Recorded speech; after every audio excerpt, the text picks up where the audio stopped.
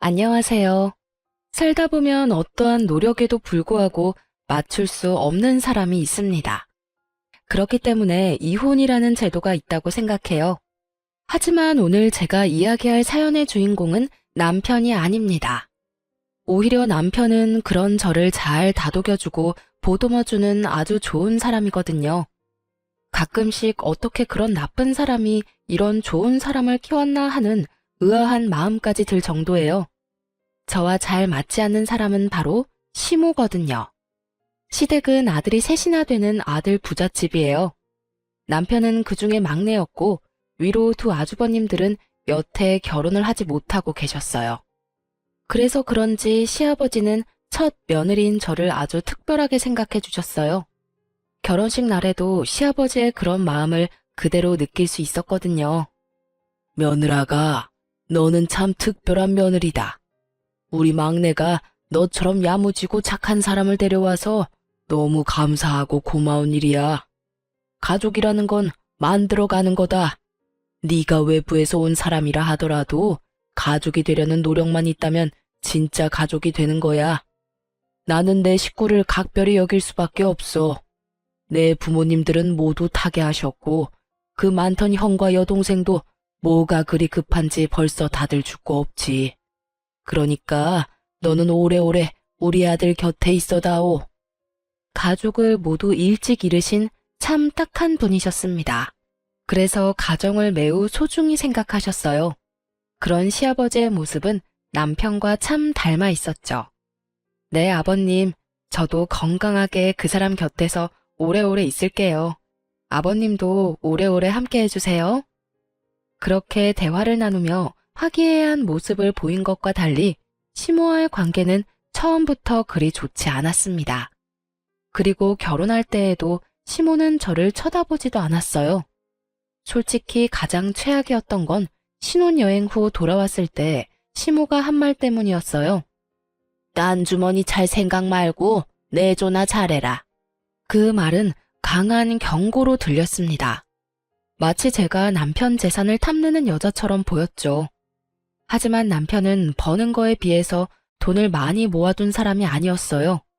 저와 남편은 같은 회사에서 만나 30대 후반의 늦은 나이에 결혼을 하게 됐거든요.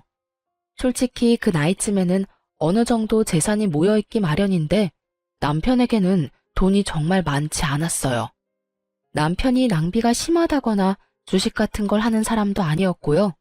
저희 집도 공동 명의로 반반씩 해왔고 혼수는 제가 다 넣었을 정도로 남편의 수중에는 그리 큰 돈은 없었습니다. 그런 제게 이런 말을 하니 황당할 법도 하죠. 걱정 마세요, 어머님. 제가 내조 잘할게요.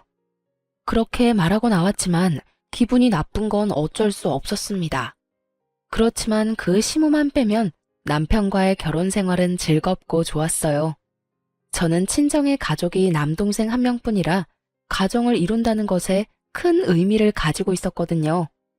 그래서 시모가 제게 나쁘게 굴더라도 남편만 보자는 생각으로 결혼을 하게 된 거였죠.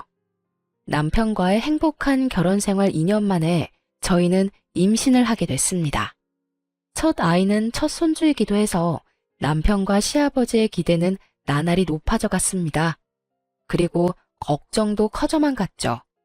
불면 날아갈까, 떼어놓으면 깨질까. 정말 두 사람의 걱정을 한 몸에 받고 있으니 부담스럽기도 했지만 너무 기뻤어요. 나와 아이를 이렇게 사랑해주는구나 하고. 그런데 시모는 달랐습니다. 명백히 제게 이상한 아기를 가지고 있다는 건 임신 중에 맞이했던 제사에서 확실히 느끼게 됐어요. 그날은 임신 이후 처음으로 맞이하는 제사였어요. 그 전에 2번 정도 제사를 지내본 적 있었는데 혼자서 하기엔 양이 많았지만 시모와 둘이서 일하면 그렇게 힘들지는 않았어요. 이번에도 시모와 둘이서 하면 되겠지 하는 생각으로 왔는데 웬걸? 시모가 저에게만 모두 시키는 거예요. 요리도 기존에는 밑준비를 해주셨지만 이번에는 밑준비조차 안 되어 있었어요. 결국 시모는 저를 감독하기만 하고 저 혼자 모든 일을 해야만 했습니다. 남편이나 시아버지가 보이는 상황이었다면 도움이라도 요청할 수 있었는데 시댁 집 구조가 부엌이 거실에서 안 보이는 곳에 있어서 얼굴도 한번 볼 수 없었어요. 저는 슬슬 걱정이 되기 시작했습니다. 임신 20주의 산부인과에서 자궁 경부 길이를 측정했는데 2.7cm로 아슬아슬하게 위험하다는 진단을 의사로부터 받았거든요. 몸은 점점 무거워지고 저는 너무 무서워지기 시작했습니다. 그래도 제사가 끝날 때까지는 기다렸어요. 시모는 결국 설거지까지 모두 저한테 맡겼어요. 웃긴 건 남편이 부엌에 들어오려고 할 때마다 시모가 막아서며 잘하고 있으니 걱정 말라고 돌려보낸 거였어요. 하소연할 곳까지 막아버리니 입이 턱 막히더군요. 결국 저 혼자 설거지를 다 하고 시모에게 말했습니다. 어머님, 몸이 좀 안 좋아서 그러는데 설거지 끝냈으니까 잠시 방에서 쉬어도 될까요? 혹시라도 기분 나빠할까봐 공손하게 말했는데 돌아온 건 냉랭한 말뿐이었습니다. 네가 뭘 했다고 쉬어? 넌 어떻게 며느리가 돼서 시어머니보다 먼저 쉴 생각을 해? 너 임신했다고 대우받을 생각하지 마. 오늘 혼자 일했다고 나한테 뭐라고 하고 싶은 것 같은데 오늘부터 계속 너 혼자 일할 거야. 네, 그래도 오늘 일은 다 끝났으니까 쉬어도 되는 건 맞죠? 저도 말이 곱게 나오지는 않았습니다. 앞으로 혼자 하라는 그 이야기에도 한마디 하려고 했지만 몸이 힘드니 그냥 쉬고 싶은 마음뿐이었거든요. 일이 어디가 다 끝났니? 오늘 네가 해야 할 일 하나 더 있어. 냉장고 정리 좀 해야 하는데 해놓거라. 나이가 들어 힘이 없으니 일을 못하겠구나. 네가 더 어리고 쌩쌩하니 네가 해. 깨끗하게 못하면 깨끗해질 때까지 시킬 테니까 한 번 할 때 열심히 해. 알았어? 그렇게 말하고 시모가 돌아서는데 진짜 머리 뚜껑이 열릴 것 같더라고요. 내가 왜 여기까지 와서 시모가 어질러 놓은 냉장고 뒤치다꺼리를 해야 하나 싶었죠.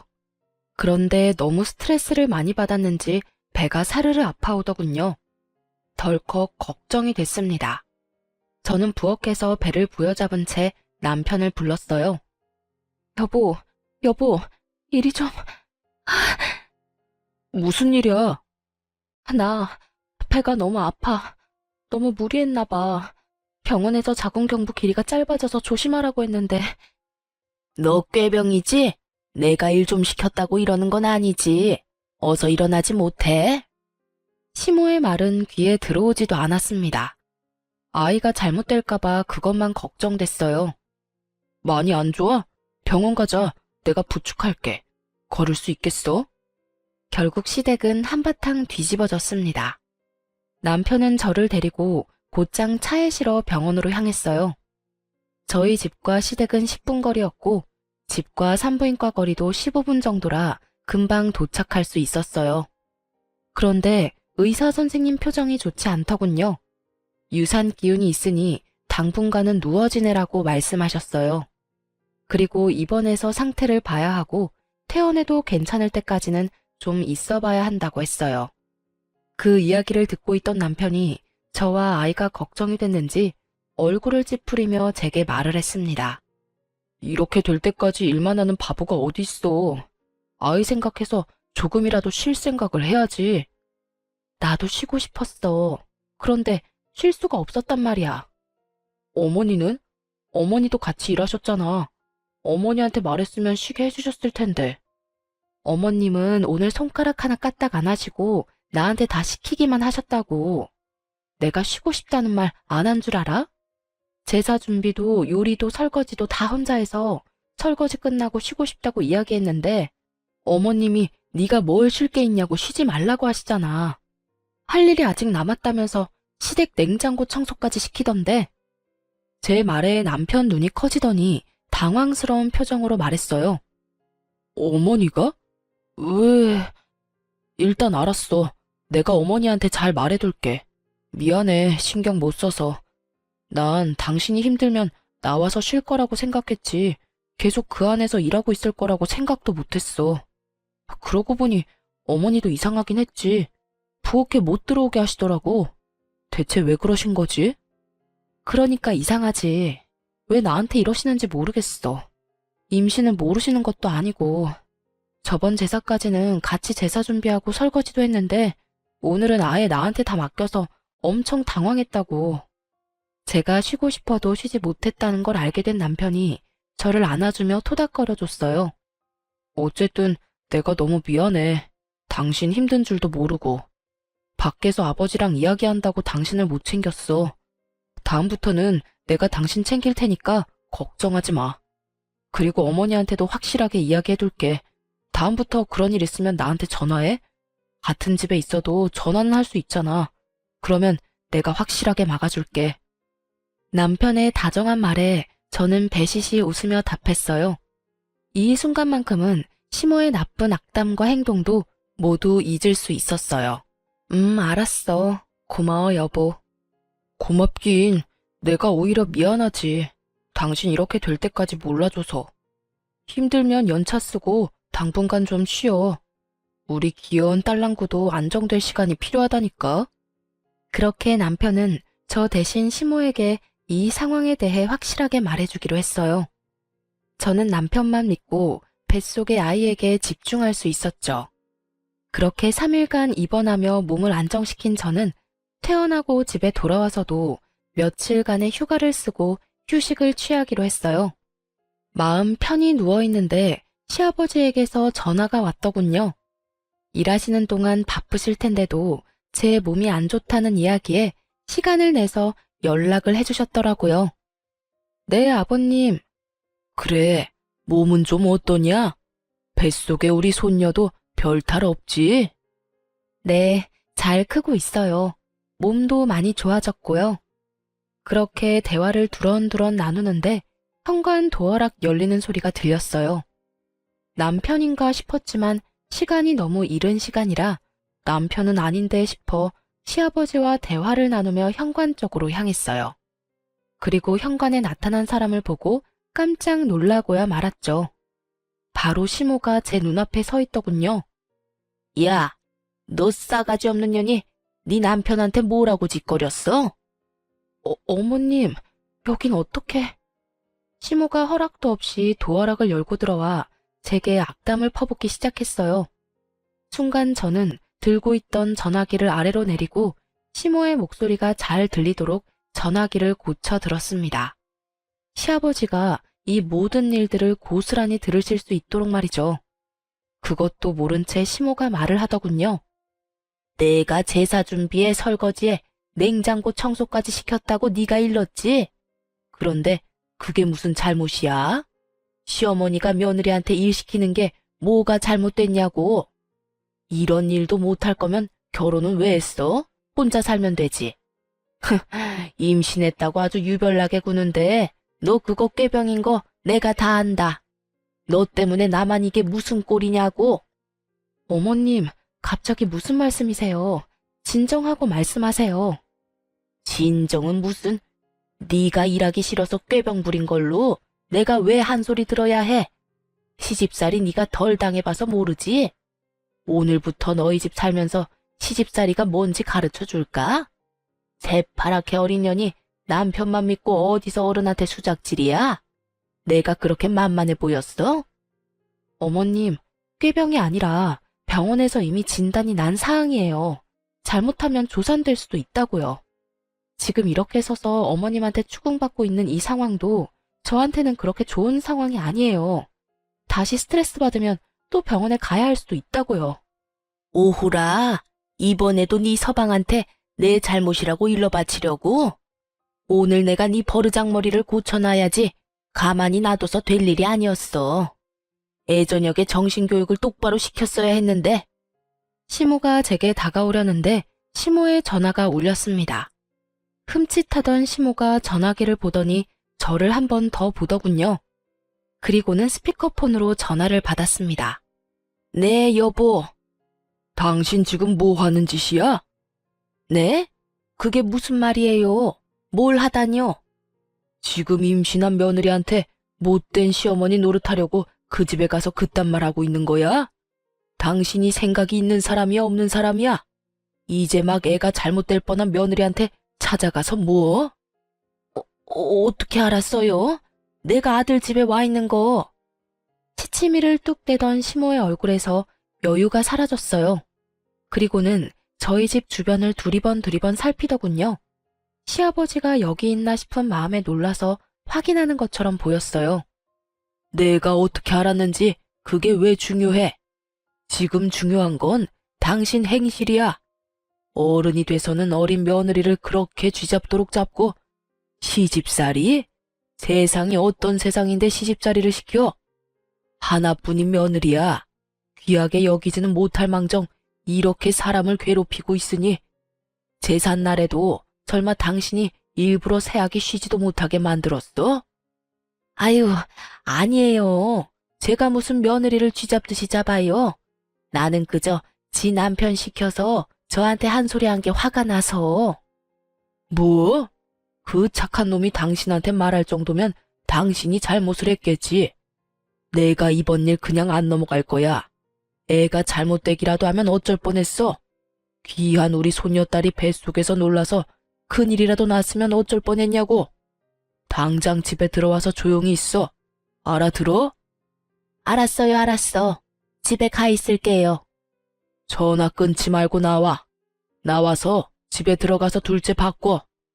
전화 끊기면 당신이 다시 며느리한테 가서 드자비질 하는 걸로 간주할 테니까 전화 안 끊기도록 조심해. 결국 시모는 시부의 전화를 끊지도 못하고 저를 죽일 듯이 노려보고 밖으로 나갔습니다. 저는 그제야 안도의 숨을 휴 하고 내쉬었어요. 순간적으로 생각난 방법이었는데 너무 다행스럽게도 시부가 전화를 해주시는 바람에 시모를 물러나게 할 수 있었죠. 30분 뒤에 시아버지에게 전화가 왔어요. 그래 아가, 괜찮니? 앞으로는 이런 일 없을 거다. 혹시 여태까지 이런 일 당한 적 많았어? 저를 싫어하신다고 느끼긴 했지만 이 정도로 화나신 건 처음이에요. 고맙습니다, 아버님. 고맙긴. 다음에도 이런 일 있으면 곧장 나한테 연락하거라. 여편네가 이상해졌어. 여태 그런 적이 없던 사람인데 이상하네. 시아버지도 이상하게 생각할 만큼 시모의 행동은 비상식적인 것이었어요. 그래도 사건은 일단락됐고 시모는 더 이상 저희 집에 오지 않았어요. 그 뒤에 시아버지에게 한 소리 크게 들었나 봐요. 그렇게 저는 37주 차에 여자아이를 낳았어요. 딸 귀한 집 딸이라 시아버지와 남편은 얼굴에 웃음꽃이 가득 피었죠. 잘했다. 예쁜 손녀 보니 기분이 좋구나. 집에 애가 있으면 분위기가 또 다르지. 자, 이거 바꿔라. 선물이다. 시아버지가 주신 것은 금팔찌였습니다. 첫 손주 출산이라고 시아버지께서 준비하신 거였어요. 아버님, 감사해요. 잘 보관할게요. 아이 낳는 것보다 키우는 게 더 어려울 게다. 그래도 힘내라. 애기 크는 모습 보면 힘든 게 싹 사라지거든. 아이고, 얼굴이 어찌 이리 예쁜지.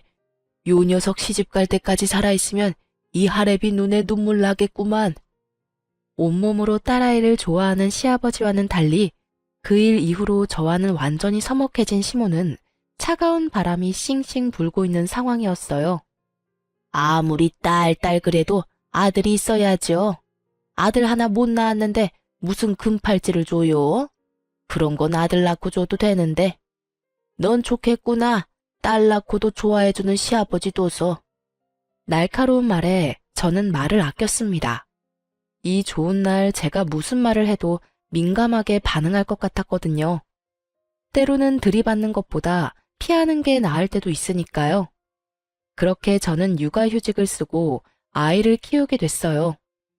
아이를 키우는 것은 행복한 일이었지만 출산 8개월 차가 됐을 때 걸려온 남동생의 전화 때문에 복직을 고민하게 됐어요.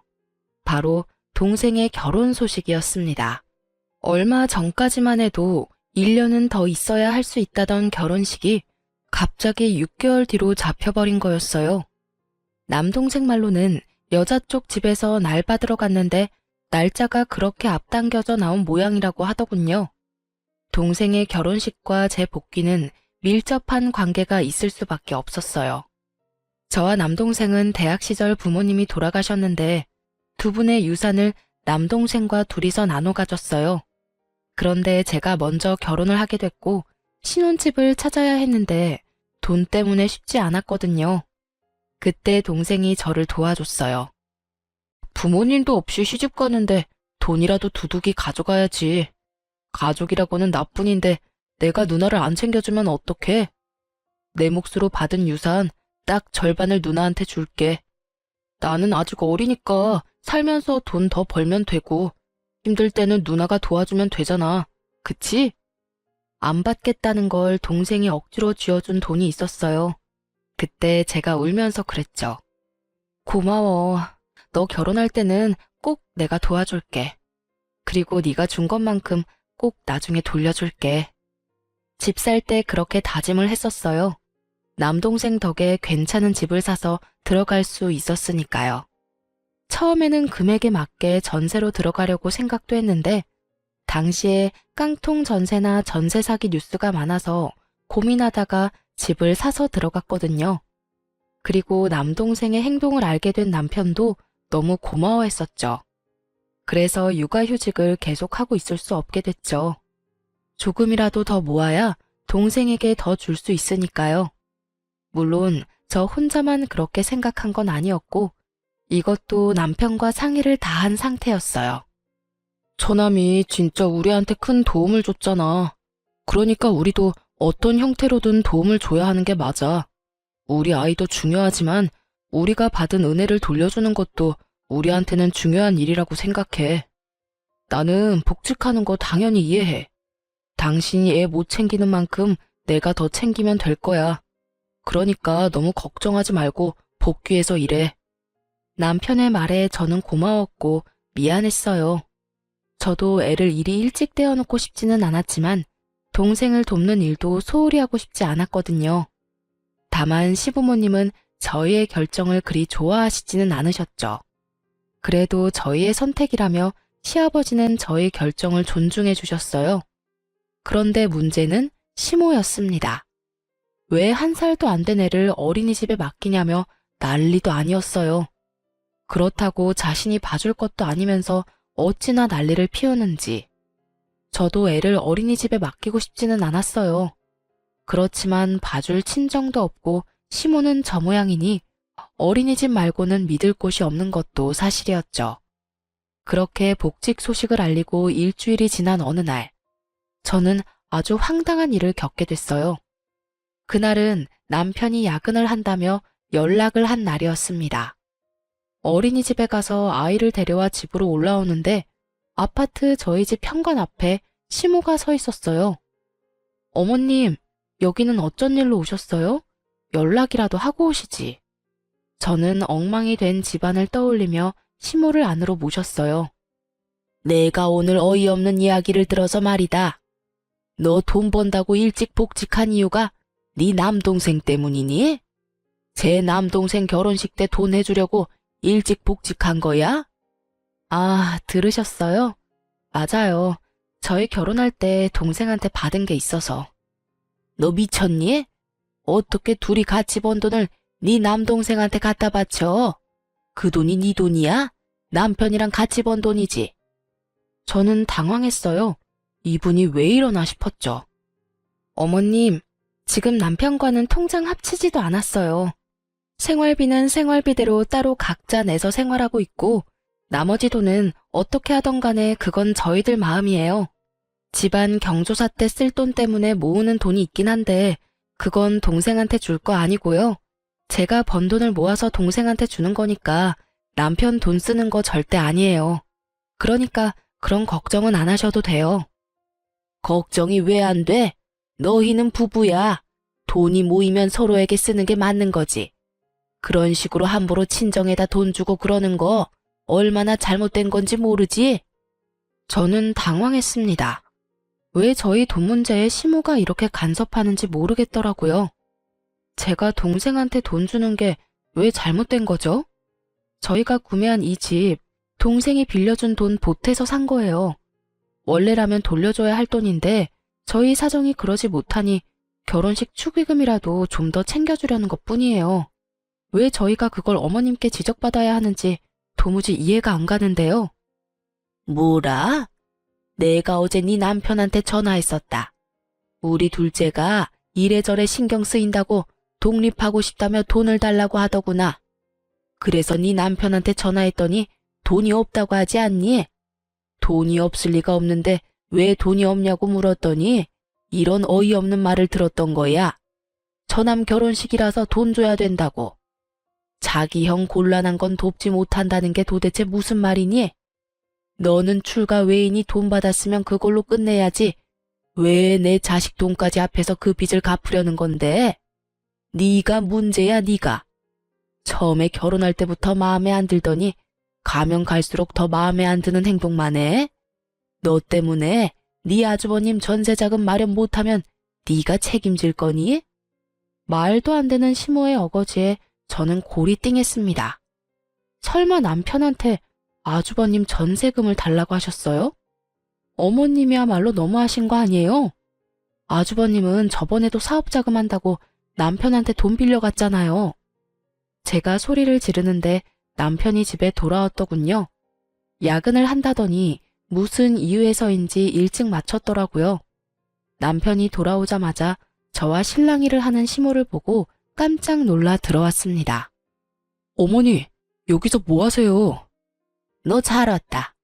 너도 그러는 거 아니다. 네 형은 못 본 채하고 처남한테만 돈을 빌려준다는 게 말이 되니?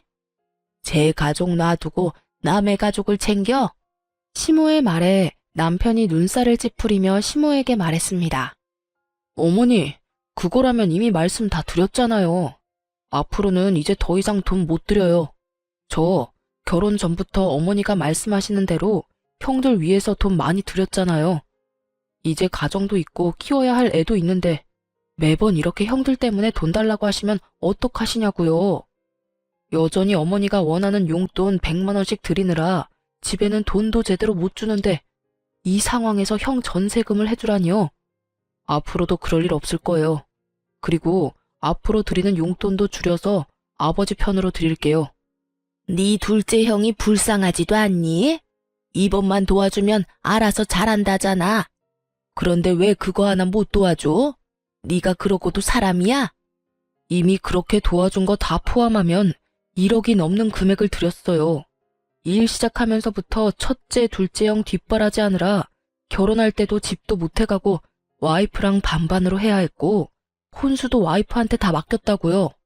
그리고 처남이 먼저 저희 결혼을 도와준 거니까 이번엔 저희가 돈 보태는 게 맞아요. 어머니는 뭐가 그렇게 안 입고 우세요? 당연하지. 네가 번 돈은 다 우리한테 써야 되는 돈이야. 왜 그걸 남의 집에 주는 건데?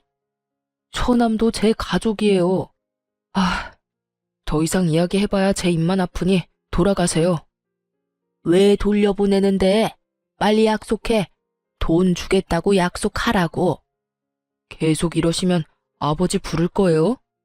남편이 시아버지를 입에 올리자마자 시모의 표정은 누그러졌습니다. 그리고는 남편에게 화를 낸 채 떠나더군요. 남편이 한숨만 쉬며 거실 소파에 몸을 파묻더라고요.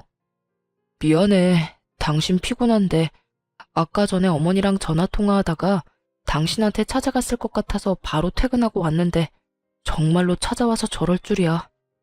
짙게 피로가 묻은 남편 목소리에 더 물어보고 싶어도 미안해서 못 물어보겠더라고요. 여보, 우리 당분간 어머님 안 봤으면 좋겠어. 보실 때마다 저런 말하면 어떡해? 그래, 그러자. 당분간 거리를 갖는 것도 나쁘지는 않겠어. 결국 시모 때문에 저희는 시댁의 발길을 끊게 됐어요. 아이 때문에 못해도 2주에 한 번은 갔던 시댁이었습니다. 그리고 그렇게 발길을 끊으니 결국 시아버지는 애가 다른 모양이었어요. 예쁜 손녀딸도 함께 발길을 끊게 됐으니까요. 그래도 시아버지에게는 전화 연락은 거의 이틀에 한 번씩 드리고 있었어요. 그런데 얼굴을 안 보여주니 시아버지도 연락을 해온 거죠. 며느라가 요즘에 많이 바쁘냐? 우리 손녀딸도 보고 싶은데 오늘 시간 괜찮으면 오거라. 결국 시댁과 거리를 둔 지 한 달 만에 시댁을 찾았습니다. 그런데 입구에 들어가기도 전부터 시모가 저희를 보더니 소리를 치더군요. 너희가 왜 여기를 와? 당장 나가! 어머니, 아버지께서 부르셔서 왔어요. 도대체 왜 이러시는데요? 너희는 여기 들어올 자격 없어. 둘째 형 나 몰라라 버린 주제에. 끝나지 않는 둘째 아주버님 타령에 저도 남편도 기가 막혀 말도 안 나오더군요. 그때 나온 것이 시아버지였어요. 이게 다 무슨 일이야? 당신 왜 애들 못 들어오게 막고 있어? 당신이 애들 불렀어요? 왜 불렀어요? 난 얘네들 집에서 대접할 마음 요만큼도 없어요. 그게 무슨 소리야? 아버님, 제가 설명할게요. 어머님이 한 달 전쯤에 저희 집에 오셔서 저한테 화내신 적 있어요. 그 말에 시아버지 눈썹이 실룩거리더군요. 저는 괜히 서러워서 눈물이 나서 결국 울면서 시아버지에게 말했어요. 제 동생이 저 결혼할 때 많이 도와줬어요. 자기 몫으로 받은 유산도 반이나 떼어서 줬거든요.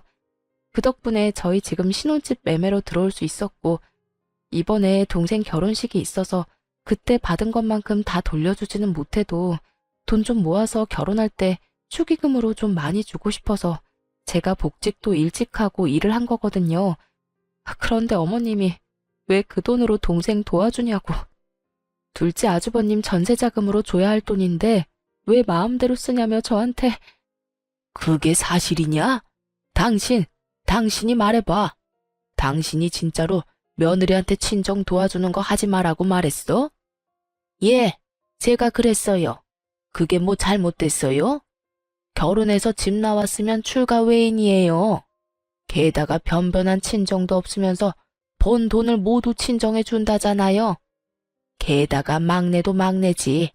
내가 둘째 형 전세금 도와달라고 했더니 안 된다면서 매몰차게 거절하더니 여기는 무슨 낯짝으로 찾은 거야? 당신이야말로 무슨 낯짝으로 거길 찾아가? 내가 저번에도 이야기했지. 제발 어른이면 채통 좀 지키라고. 당신이 뭔데 아들 내외 집에 가서 돈 쓰는 거에 화를 내고 와?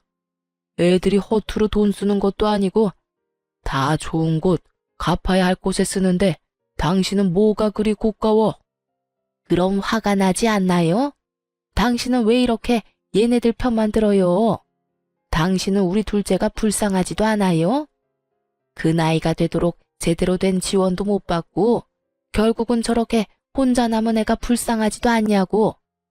그런 형 도와달라는데 끝까지 안 된다고 우기는 저놈이 우리 가족이 맞기는 하냐고요. 저리 싫으면 중이 떠나는 법이랬어요. 안 오니 속이나 편하던데 왜 와서 사람 속을 뒤집어? 어머니, 꼭 그렇게 말씀하셔야 되겠어요? 여태껏 둘째형 사업 자금이라며 빌려달라고 한 돈이 얼마인지 아시기는 하냐고요. 저요, 그 돈 받을 생각도 안 하고 빌려줬어요. 그래도 내 가족이고 어머니 부탁이었으니까. 그런데 지금 제 꼴을 좀 보세요. 둘째형 되지도 않는 사업에 돈 붓다가 지금은 어머니한테 매달 100만 원씩 드리고 있잖아요.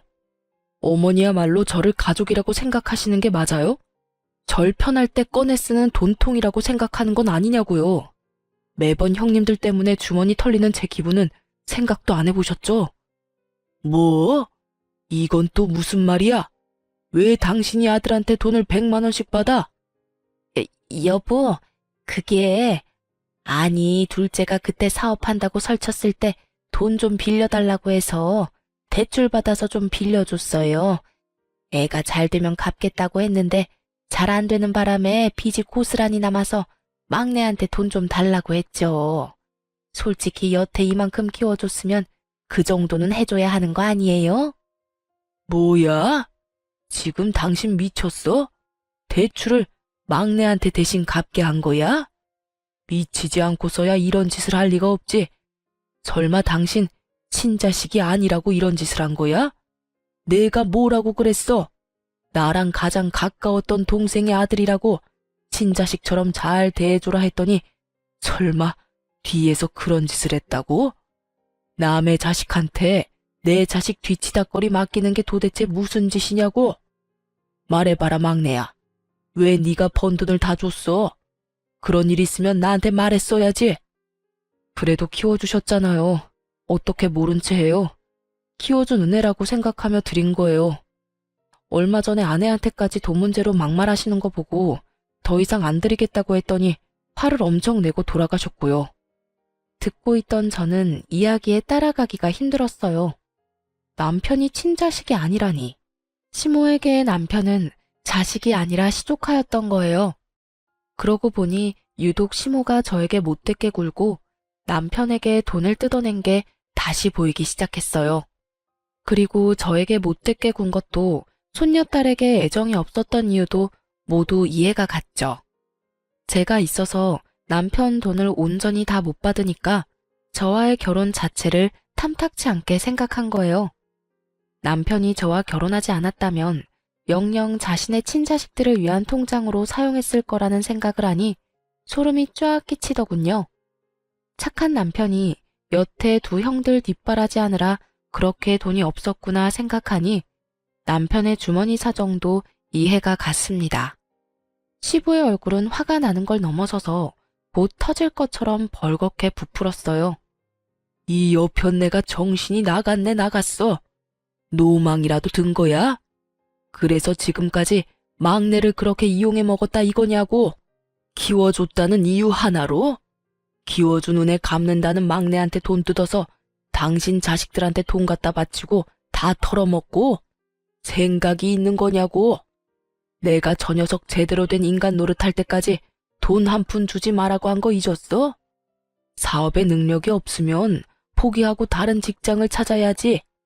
나이 50이 다 돼가는 놈이 여전히 직장도 없이 집에 빌붙어 살고 그것도 막내 돈으로 속 편하게? 당장 짐 싸. 짐 싸서 둘째 녀석이랑 당신 둘 다 나가.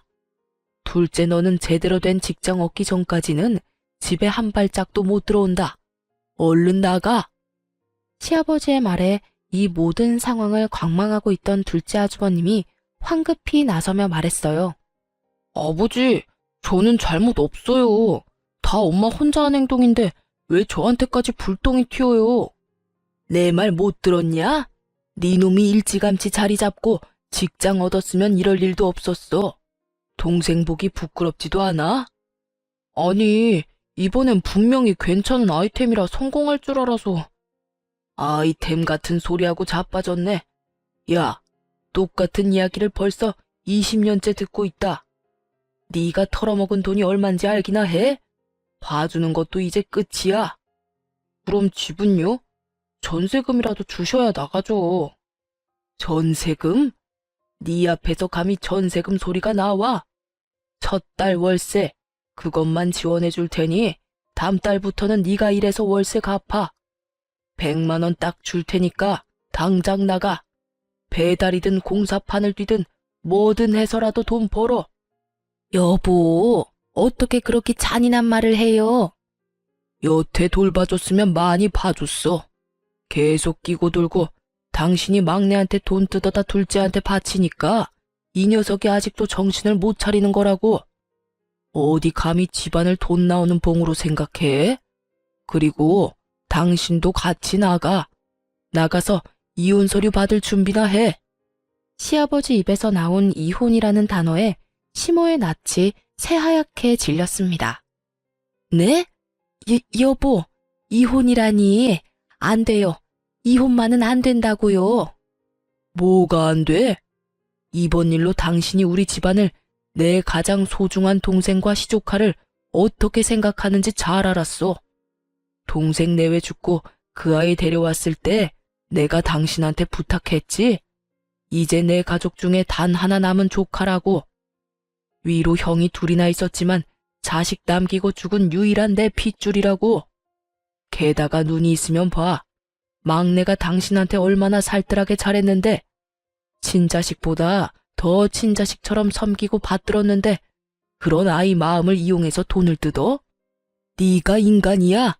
귀신도 너보다는 착하겠다. 그러니까 나는 당신 용서 못해.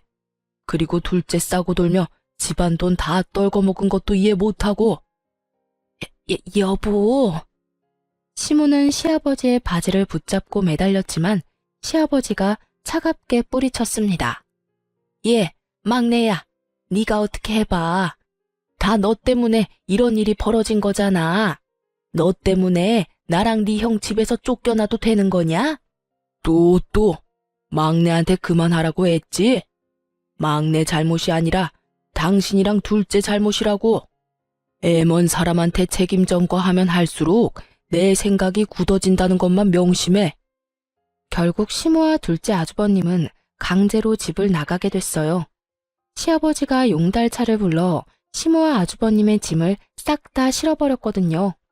어딜 가든 제대로 된 직장 가지면 여기 돌아올 생각하지 마라.